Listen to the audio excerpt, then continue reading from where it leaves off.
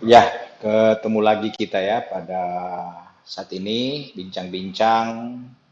Pada hari ini adalah hari ulang tahun ke-56 Provinsi Sulawesi Utara.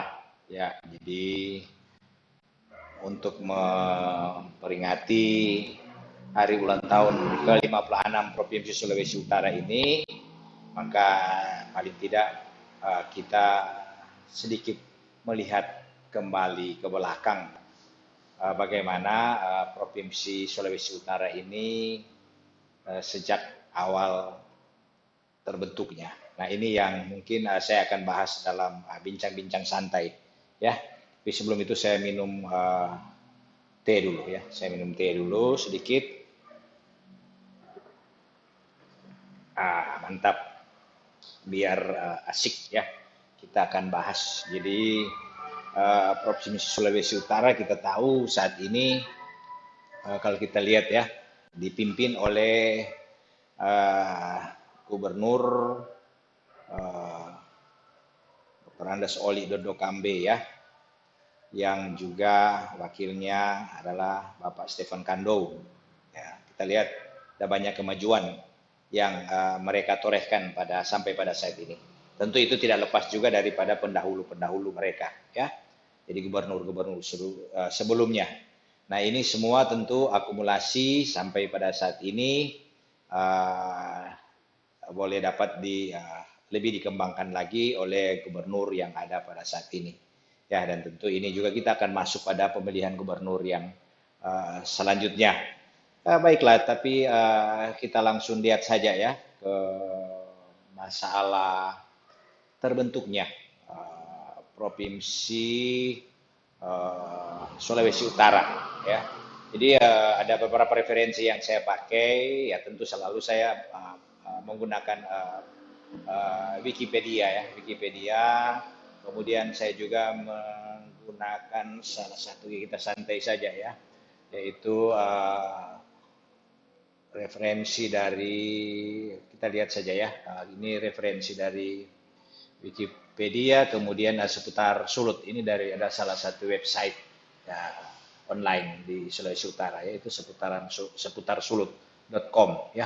Oke, kita lihat dari bagaimana terbentuknya pertama kali ya. Ini kalau kita lihat di sini panjang ya. Kalau kita lihat, saya lihat di sejarah ini cukup lumayan panjang. Uh,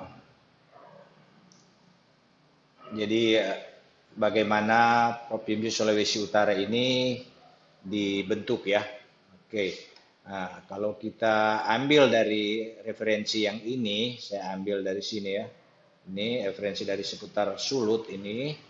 Nah, kita lihat. Jadi pada permohonan kemerdekaan di sini tertulis Republik Indonesia daerah ini berstatus keresidenan yang merupakan bagian dari Provinsi Sulawesi. Ya, jadi itu yang pertama. Dan kita tahu Gubernur Provinsi Sulawesi waktu itu adalah Dr. Samratulangi ya. Kemudian seiring dengan perkembangan pemerintahan, maka berdasarkan peraturan pemerintah nomor 5 tahun 1960, Provinsi Sulawesi dibagi menjadi dua bagian, yaitu Provinsi Sulawesi Selatan Tenggara dan Provinsi Sulawesi Utara Tengah. Untuk mengatur penyelenggaraan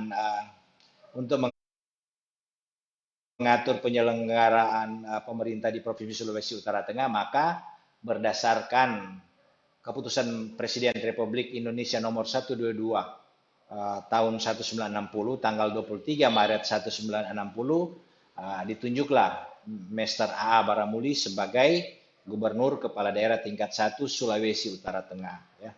Ini sedikit sejarah ya. Oke. Selanjutnya 9 bulan kemudian Provinsi Sulawesi Utara Tengah dan Provinsi Sulawesi Selatan Tenggara ditata kembali statusnya menjadi daerah tingkat 1 Sulawesi Utara Tengah dan daerah tingkat 1 Sulawesi Selatan Tenggara melalui peraturan pemerintah pengganti Undang-Undang Nomor 47 PRP tahun 1960. Wilayah provinsi daerah tingkat 1 Suluteng meliputi Kota Praja Manado, Kota Praja Gorontalo, dan 8 daerah tingkat 2 masing-masing Sangihe Talaut, Pulau Mangondo, Minahasa, Gorontalo, Buol Toli-Toli, Donggala, Poso, dan Luwuk Banggai. Ya. Dengan berlakunya peraturan pemerintah pengganti Undang-Undang Nomor 47 PRP tahun 1996 ini, maka dimulailah penyelenggaraan pemerintahan daerah-daerah otonomi tingkat 1 Sulawesi, di mana wilayah Sulawesi Utara merupakan bagian dari daerah tingkat 1 Sulawesi Utara Tengah.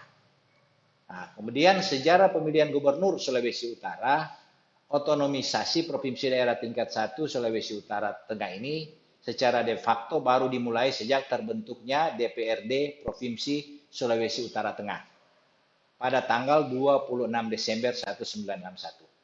Penyelenggaraan mekanisme pemerintah di daerah pada waktu itu dilaksanakan berdasarkan penetapan Presiden nomor 6 tahun 1959 yang kemudian diikuti pula dengan terbitnya Pempres nomor 5 tahun 1960. Ya.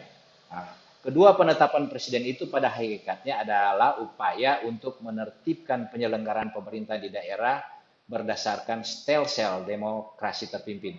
Ya, sekaligus merupakan penyempurnaan retooling aparatur pemerintah daerah berdasarkan Undang-Undang Nomor 1 tahun 1957.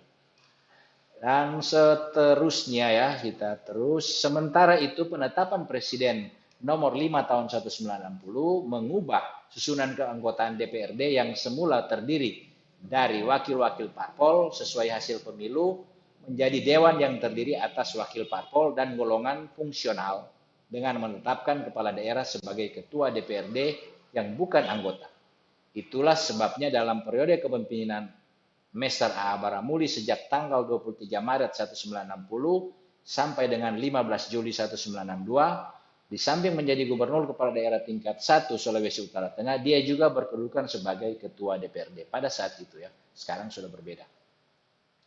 Selama menjalankan roda pemerintahan daerah tingkat 1 Sulawesi Utara Tengah, Gubernur Mr. A.A. Baramuli dengan dibantu oleh Wakil Gubernur Letkol F.J. Tumbelaka dan Sekretaris Daerah Residen Datuk Mangkunan Kuning yang kemudian diganti oleh Residen Hein Lalamentik telah menempuh langkah-langkah untuk mengkonsolidasi dan menata semua aparatur pemerintahan yang ada sekaligus secara bertahap melalui kerjasama dengan seluruh unsur dan aparat keamanan di daerah telah berupaya memulihkan keamanan dan ketertiban di semua tingkatan kehidupan masyarakat. Sampai akhir masa jabatan tanggal 15 Juni 1962, ya, itu saya baru lahir. Sebagai gantinya, tanggal 15 Juni 1962, Presiden menunjuk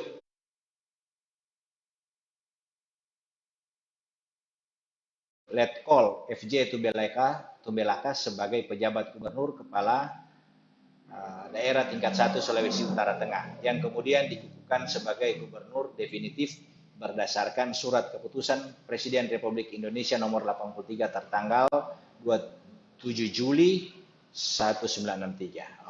Oke. Ya, ini di sela-sela berbagai tantangan ini referensi yang saya ambil ya dari seputar Sulut. Ada juga tadi dari Wikipedia, tapi saya lebih cenderung menggunakan referensi yang ditulis di koran online seputar sulut.com ya. Nah, kemudian dan seterusnya di sela-sela berbagai tantangan dan rintangan yang menghadang pemerintah daerah tingkat 1 Sulawesi Utara Tengah, pada waktu itu tercatat suatu peristiwa besar yang tertulis dengan tinta emas dan tidak akan terlupakan dalam perjalanan sejarah daerah tingkat 1 Sulawesi Utara sebagai salah satu daerah otonom.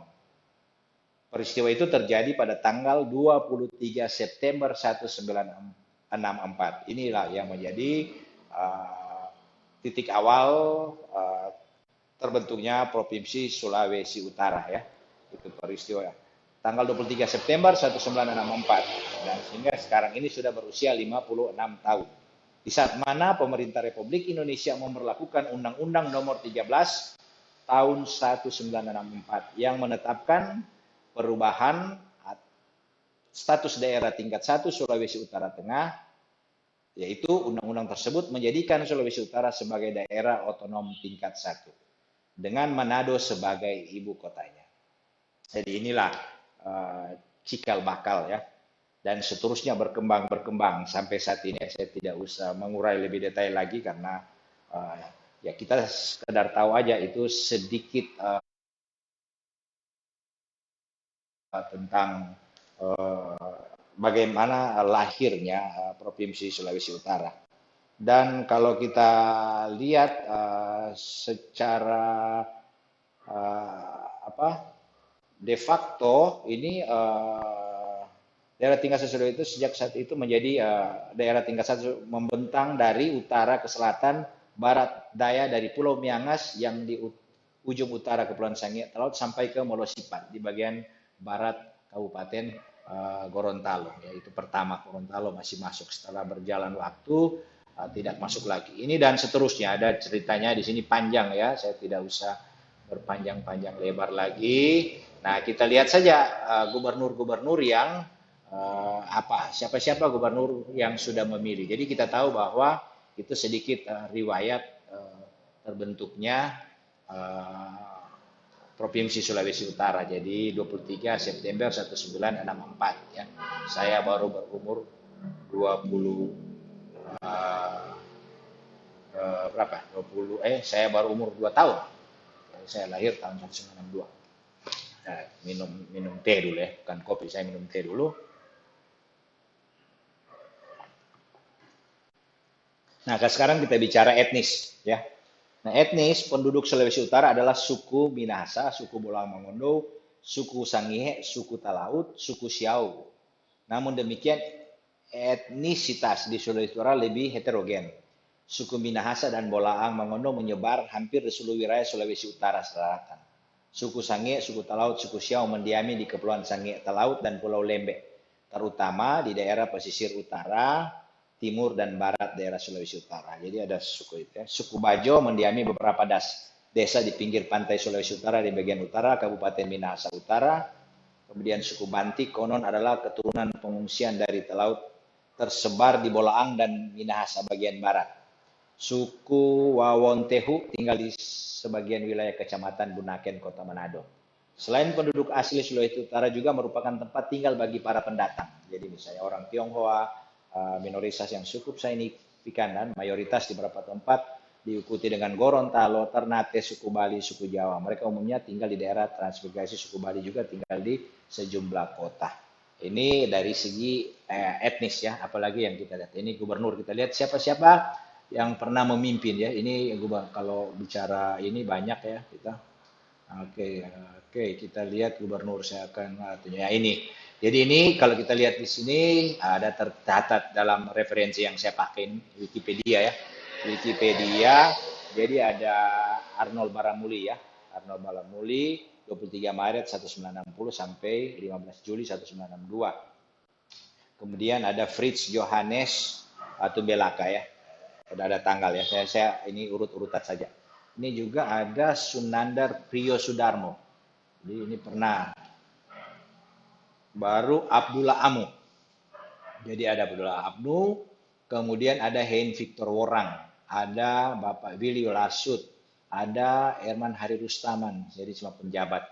Kemudian Gustav Hendrik Mantik, baru Cornelis John Rantung, baru Bapak Ernest Mangindaan, kemudian almarhum Adolf Yoke Sondak, kemudian ada sempat penjabat Bapak Luki Kora, kemudian Bapak Sinyo Hari Sarundayang, di antara itu ada sempat pelaksana harian Bapak Robi Mamuaya, kemudian Bapak Sinyo Hari Sarundayang, kemudian juga sempat siswa Rahmat Mokodongan sebagai pelaksana harian, dan juga sempat penjabat Soni Sumarsono, dan sampai saat ini adalah Bapak Oli Dondokambe. Jadi ini kira-kira sedikit riwayat tentang Sulawesi Utara ya, bagaimana terbentuknya Provinsi Sulawesi Utara.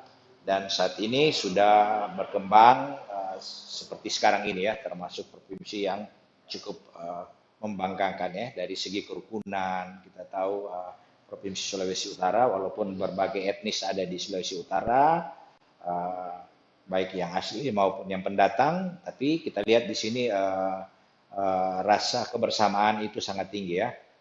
Ada juga karena apa? Karena Sulawesi Utara itu mempunyai apa istilahnya diwariskan oleh para leluhur itu rasa toleransi yang tinggi ya, bisa menerima atau terbuka terhadap siapa saja.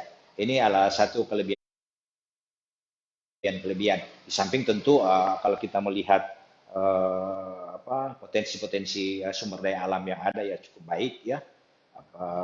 Kemudian kita lihat sekarang perkembangan Provinsi Sulawesi Utara juga sudah sangat baik ya.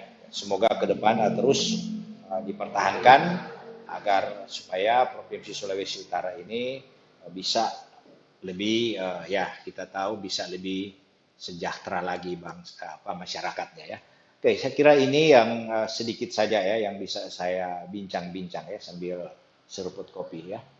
Ya, kalau ada yang mau kontribusi bicara tentang apa saja ya, mau kebetulan Sulut Iptek TV streaming ini saya membuat kegiatan-kegiatan sosial ya, di bidang Iptek, ilmu pengetahuan teknologi, kemudian di bidang eh, budaya, pengembangan budaya dan tentu iman, pengembangan iman. Karena ini kontribusi kecil yang bisa saya berikan ya sebagai salah satu warga negara Indonesia, lebih khusus masyarakat Sulawesi Utara. Semoga Sulawesi Utara akan semakin maju. Jadi di usia yang ke-56 ini kita berdoa bersama agar supaya penyelenggaraan pemilihan kepala-kepala daerah ini bisa berjalan dengan baik, aman. Kita berdoa bersama, mari kita jaga bersama, khususnya di masa pandemik ini ya, khusus di masa pandemik ini, mari kita jaga jarak, kalau tidak perlu penting-penting jangan keluar ya, di rumah saja kita stay home, work from home. Tentu kalau keluar kita pakai masker dan menjaga jarak ya. Tentu juga jangan lupa kita berolahraga dan ya sekaligus kita sama-sama berdoa agar supaya masa pandemi ini boleh segera berlalu ya. Dan khusus untuk pemilihan kepala-kepala daerah ini boleh berjalan dengan aman di seluruh Indonesia. Kita doakan bersama ya. Oke, saya kira